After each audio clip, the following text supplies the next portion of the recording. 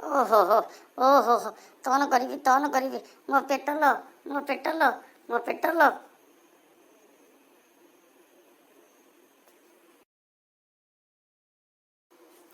ହଳଦୀ ପକେଇବି ଲୋ, ମୋ ପେଟ କାମୁଡ଼ିଲାଣି, ମୁଁ ହଳଦୀ ପକେଇବି ଲୋ।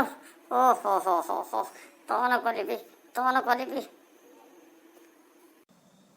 ହୋଇ ଗୋଲୁ, ଏ ଗୋଲୁ ରେ, ଗୋଲୁ, ଆରେ ଗୋଲୁ ତୁ କଣ କରୁଛୁ କିଛି ଜାଣିପାରୁଛୁ? କାହିଁ ସେମିତି ହଉଛି ସେଠି କହିଲୁ? ଆରେ ମୁଁ ହଦି ଆଇଛି ମୋ ପେଟ ଭାରି କାମୁଡ଼ିଛି। ତୁ କାହିଁ ଠିଆଟା ହେଇଛୁ କହିଲୁ? ତୁ ଗଲୁ ମୁଁ ଟିକେ ହଦିବି। ଆରେ ହେଇ, ତୁ ତ ଟିକେ ଲାଜ ସରମ ନାହିଁ। ତୁ ଏଇଠି ରାସ୍ତା ଉପରେ ଛିଡା ହେଇକିନା ହଗିବୁ? ହଁ, ଦେଖିଲୁ ଆମର ଏ ପରିବେଶଟା କେତେ ବଢିଆ ଅଛି, ତୁ ଏଠି ହଗିକିନା ନଷ୍ଟ କରିବୁ? ହଁ, ତୁ କଣ ଜାଣିନୁ?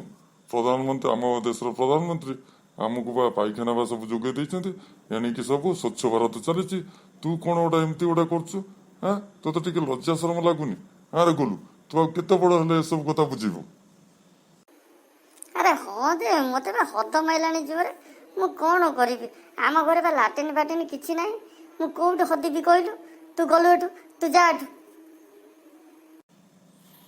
ହେଇ ଶୁଣୁ, ତୁ ଯଦି ଏଠି ହଦିବୁ ନା, ତାହେଲେ ମୁଁ କହିଦଉଛି, ମୁଁ ସେମିତି ଏଠି ଛିଡା ହେଇଥିବି, ଜମା ତୋତେ ଏଠି ହଗେଇ ଦେବିନି। ହଁ, ତୁ ଚୁପଚାପ ଯା, ତୋ ଘରକୁ ଦୌଡ଼ିକିନା ଯା, ଏଠି ଜମାରୁ ହଗି ପାରିବୁ ନାହିଁ। ଆରେ ଆରେ, ତୁ କଣ ବୋଲି ଭାବିଛୁ କି? ହଁ, ଆମେ ଆମ ପରିବେଶକୁ ନଷ୍ଟ କରିବା? ଏଠିକି ବହୁତ ଲୋକ ଆସୁଛନ୍ତି ବୁଲିବା ପାଇଁ। ସେଠି ଆସିକିନା କଣଟା ଦେଖିବେ?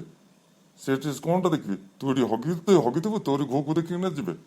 ଚୁପଚାପ ଯା, ତୁ ନିଜେ ଆଗେ ପରିଷ୍କାର ରହ, ଆମେ ପରିଷ୍କାର ରହିବା, ଆମ ଗାଁକୁ ପରିଷ୍କାର ରଖିବା ଏବଂ ଆମେ ଆମ ମାନ୍ୟବର ପ୍ରଧାନମନ୍ତ୍ରୀଙ୍କ କଥା ମାନିବା, ସ୍ୱଚ୍ଛ ଭାରତ ଗଠନ କରିବା। ହେଲା? ହେ ହଉ ମୁଁ ଭଗବାନ, ଯାଉଛି ଏ ତୁ ଆଉ ଲୋକମାନଙ୍କୁ କହନା କେତେ କିଛି। ବୁଝେଇବ ମୁଁ କହିଲ? ଯାଉଛି, ମୋ ଘରକୁ ହଁ, ଯାଉଛି, ସେଇଠି ଟିଭିରେ ବି ହଗିବି। ବାରମ୍ବାର ଆଡଭର୍ଟାଇଜ ଦଉଛି, ଚାରିଆଡେ ବ୍ୟାନର ମରା ହଉଛି, ପୋଷ୍ଟର ମରା ହଉଛି, ସମସ୍ତେ ଜାଣିଛନ୍ତି, ତଥାପି ବି ଏ ଲୋକ କାହିଁକି ସୁଧୁରୁନାହାନ୍ତି? ହଉ ଦେଖାଯାଉ, ଆଉ ସ୍ୱାଧୀନତାର କେତେ ବର୍ଷ ପରେ ଏ ଲୋକମାନେ ସାଧାରଣ ଟିକେ ସୁଧୁରିବେ।